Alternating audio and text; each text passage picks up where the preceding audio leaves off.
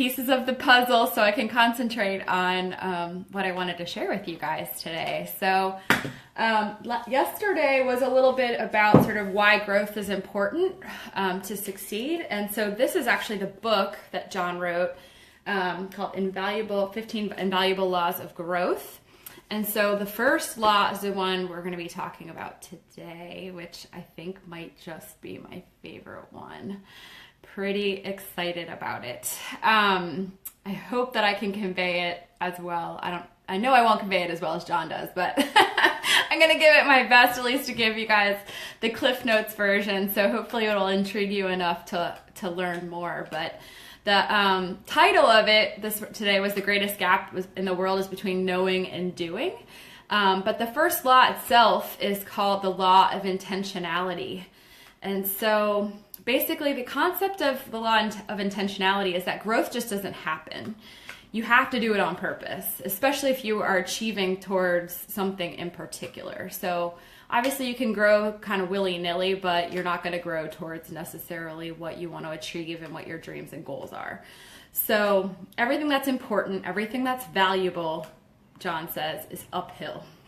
But he said that you can't go uphill by accident, right? You have to work to get there.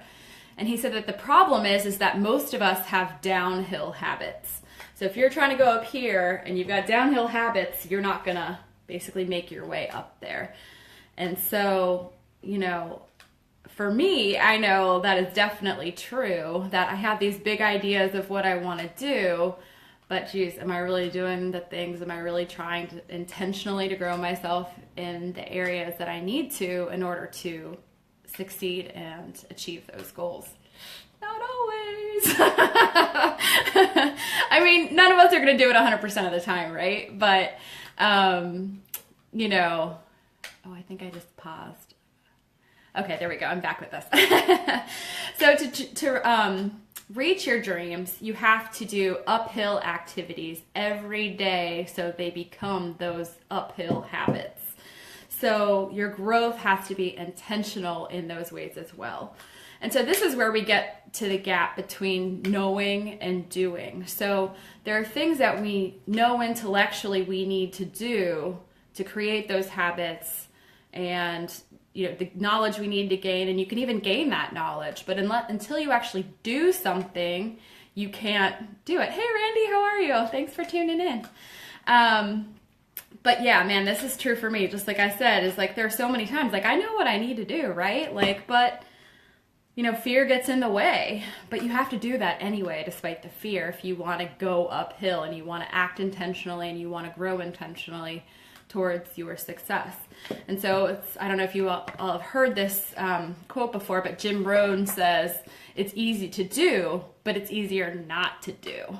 And so, I think it's one of those things where you have to forgive yourself if you're not doing right, but pick yourself back up and then start your focus towards doing those uphill habits to keep going towards your goals. And so John also says that good intentions are worthless, and that until they become good actions, they don't really mean anything. And so it's all well and good that you have intentions of doing something, but if you don't do it, then who really cares if you have the intention or not? So when he said that out loud, I was like, oh yeah, that's kind of true, right? I mean, really, what do good intentions get you? Like, oh, you're kind of nice because you thought it? I guess so.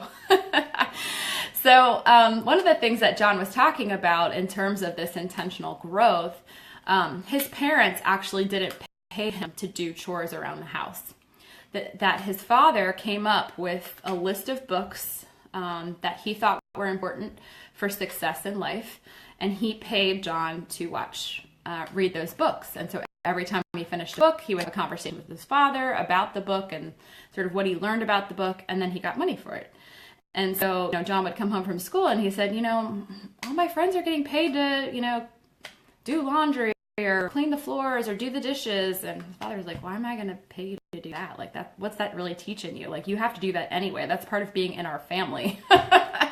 So he thought it was more beneficial to pay to learn. So Rob, if you're watching this, I want to do this for Alec and Elise and James. So John was on a plane once, and he was reading Success magazine, and he saw this list of 25 books, and he was going through and kind of taking an inventory of the books that he had read as a child, and it turned out that 19 of the 25 were books that his father had had on that reading list for him. And he said, the only reason why I didn't have the other 6 was because those books weren't written yet. So I will post the link for that Success magazine link in case you guys are wondering what books those are. And so I'll post that in the comments of this video so you guys can have it and see what the reading list is. So anyway, I thought that was a pretty awesome gift that his father gave him, and it's a gift that John is actually now giving to his grandkids, and I'm sure he gave to his kids as well, obviously. But to really spend that time with him and have that intentional growth outlook bestowed upon his grandkids. So the other thing that John was talking about was that there are gaps that usually happen with people and them achieving their growth. So one is the assumption gap. And so that's basically just that, I'm going to get this knowledge, I'm going to get this experience, I'm going to get this insight somewhere along the way. I don't need to do it intentionally, right? I don't need to make a plan to get it. And he said, then it never happens, and then you never get your dreams. So he's like, unless you go towards it intentionally, you just never know. The other one he said was a timing gap. So people just say, oh, I don't know when I should get started. Should I get started today? Should I do it next week? When's the optimal time? When is the best time to do it? And he said that's where the law of diminishing intent kicks in. And so, which the law of diminishing intent says that the longer you wait, the less likely you are to actually get started and do something. And God knows I do that too. So if any of you know Mel Robbins, she has this principle that she does for herself, that if she thinks of something that she needs to do, she says 5-second rule. So she has 5 seconds to basically have a break there for 5 seconds, and then she has to do it. So it's just something that she's committed to herself, that if she has an idea in her head about something she needs to do, she commits to doing it within 5 seconds, which is pretty awesome. And then he also says too, along the line with this timing gap, is that, opportunity is never lost. So if you're hanging on and you're just like, hody hum, I'm just going to do it whenever, if you don't seize upon that opportunity that you see, somebody else will. So if you're just waiting around until the perfect moment, which we all know the perfect moment never comes, somebody else will do it, and you'll miss the opportunity. Basically, you'll miss that growth experience, that success potentially, right? So basically, if you have intentional growth mindset, that puts you in the frame of mind to be constantly prepared to move forward, right? So you're constantly looking at what's going on. If you're constantly thinking okay, I'm going to be intentional about what I'm doing today, this week, this month even, it definitely helps you do that. The other thing is that, you just got to move forward, right? If you're afraid of making a mistake, you have to take that first step and act. Few people do things well the first time. I know I sure don't.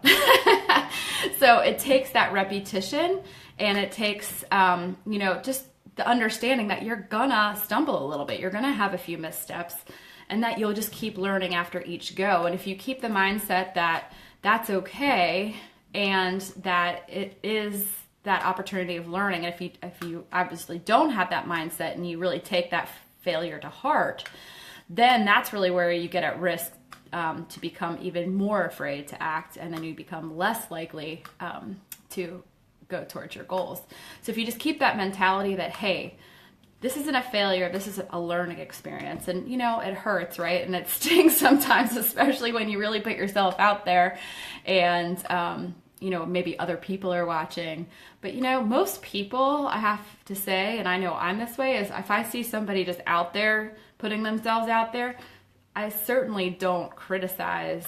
I might have suggestions to help them for the next time and help their learning, but I'm certainly not like, hey, you screwed up, la la la la la. And I would say most people are like that, unless they're supremely nasty people.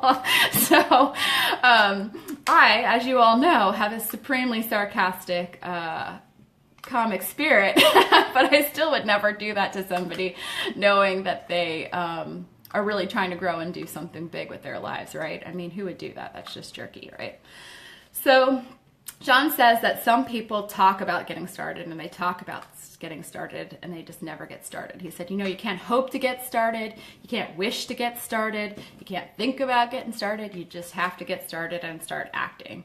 And, you got to dance with your fear. This is something that Tony Robbins says. You got to learn to dance with your fear and turn those minor missteps into that intentional growth. That way you are really paying the price and learning the lessons as a result to move forward. And so John also says that people love dreams because you don't have to do anything for the dream, right? The dream is free. Like, you can just sit there all day and be like, oh, I wish I, lived in Hawaii and just sat on the beach all day, and wouldn't that be lovely? But he's like, that's free. Like, it doesn't take any work. It doesn't take any effort. It doesn't cost anything. It certainly doesn't hurt your ego. But he said, to make those dreams a reality, that's when you actually have to put the work in and move forward. And so with each step, you have to pay the price to achieve that dream. And just like I was saying earlier, create those uphill habits that then will get you your success and your dreams. So I hope you guys got a little bit out of this today, and I will be back tomorrow with another 2 to 5 minutes here. And like I said, this is the book that I'm taking these lessons from the talk that he gave over the weekend, which is John C. Maxwell, 15 Invaluable Laws of Growth. So hope you guys have a great evening, and I will see you tomorrow.